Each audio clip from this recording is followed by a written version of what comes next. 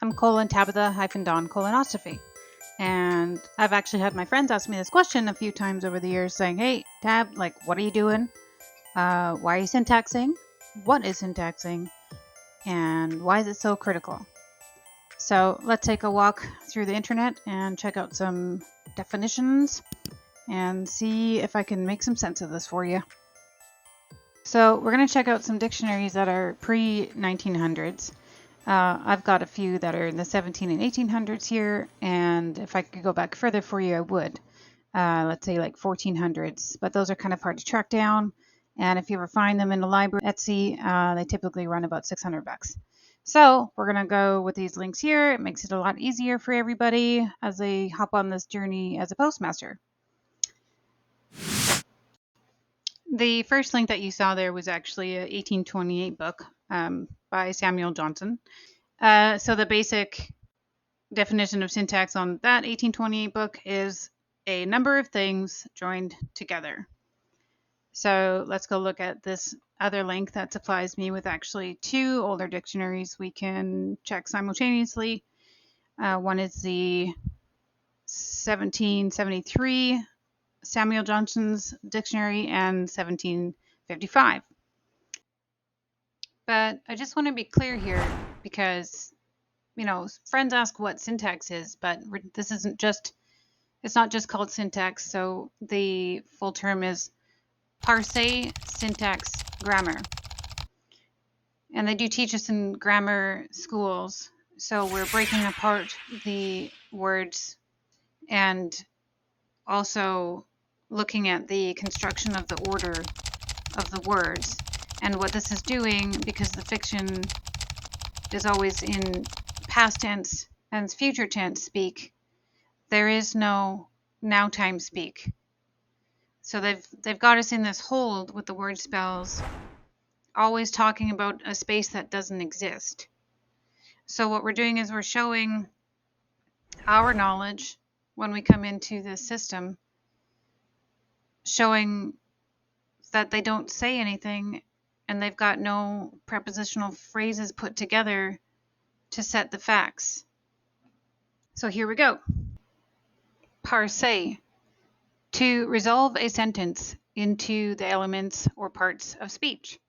It is a word only used in grammar schools. Syntax. The part of grammar which teaches the construction of words. I can produce 100 instances to convince any reasonable man that they do not so much as understand common grammar and syntax.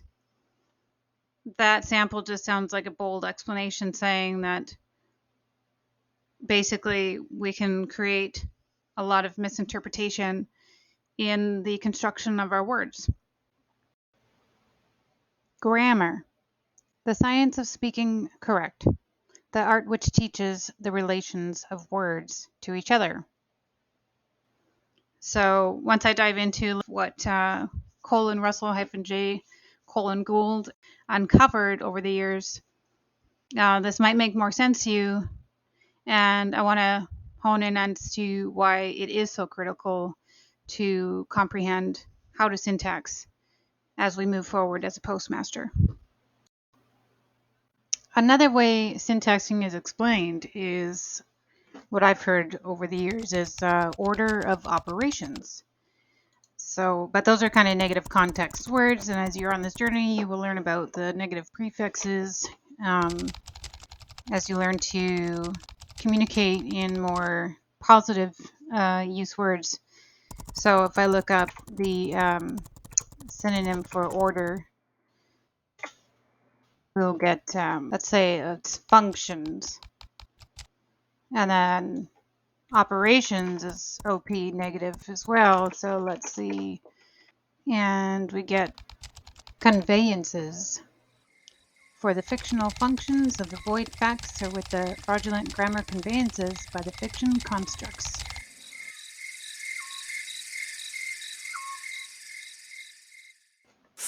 So we're surrounded by functions of conveyances in our life.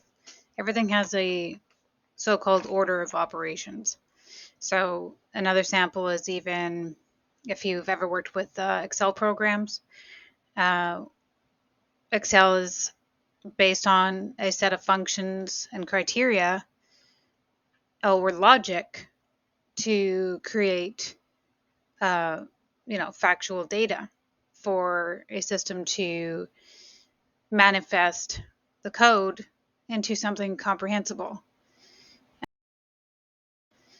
Another sample is if you look into just basic coding to build a website.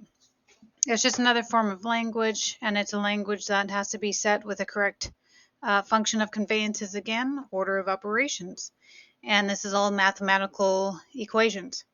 And it has been discovered that our language is also a math. Now, mind you, we're talking about on contract. We speak Babel our whole lives, and we're not on contract with everyone. So, outside of contract, it's pretty easygoing. But let's stay on point here for contract, because that is the main focus, and that is what Chief has disqualified all contracts on planet Earth. And then we can get into the comprehension as to why it is so important to know the syntax to show it. So if we get our code wrong, we get all equations wrong. And as far as grammar goes, we're open up to too much subjective interpretation. So let's bring in this government printing office styles manual. This is the very book that the governing bodies wrote, and we get to see just how much they like to disqualify themselves. So let's cover just a couple of the rules within the book. Parenthesis. To set off matter not intended to be part of the main statement or not a grammatical element of the sentence. The hyphen. Let's circle back to that first definition.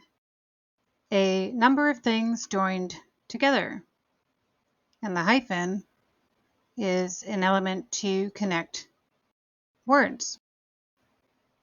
Now we scroll a little bit more and you'll come across these terms called N- and M-. When you're on this journey of syntaxing and positive performance words, it's actually called a long dash. Remember, this is their rules, not ours. So the M-, as we said, is known as the long dash, used to mark a sudden break or abrupt change in the thought. So interrupting themselves. To indicate an interruption or an unfinished word or sentence. And then it goes on to talk about what the two dashes is for, and it's still more interruptions. So therefore, they are breaking the continuance of their own contracts. So they don't just come right out and tell us that they've disqualified themselves. Why would they want to? Because that's where they have, the power. The power in the lack of knowledge that the general population has regarding this grammar fraud. I'm not going to go too deep into this because this is just basic closure into, why we're here. And this is the very basics where the language is based on this function of conveyances, aka order of operations. And you're going to need those tools as you're going through your syntax learning, and as well as learning your quantum grammar, because we do need to comprehend how to use more positive use words. And as Chief says, the fiction uses negative context words all the time, and they also are always speaking in past tense and future tense. So we're learning to come into the now space, and these dictionaries will come in very handy. You're going to want to take your lessons once you have your claim in life as a postmaster. You'll get a lot more deeper comprehensions through whatever teacher you choose to go through. So it's all about order of operations again. I'm not so worried about definitions. That helped me keep things really simple. So I'm just saying that for you on your journey here. You don't need to have any kind of English major. You don't have to really have any high school. I know some people worry and they think they can't do this. But it is really that simple. And in the beginning, I actually let my own mind get in my own way. But like I just noted, it wasn't about the definitions. Of course, the meaning of words matters. We're talking about the placement when we're doing our parse syntax grammar performance on these fiction contracts that have certain rules to follow to show the knowledge and fairness and facts for both parties on contract. And we are disqualifying those because they are functioning with fraudulent, fictitious conveyances of grammar. And I'm sure you've probably already been on your research journey for a while and you've watched old videos of Chief, and things have changed over the years. Tricks and traps have been found.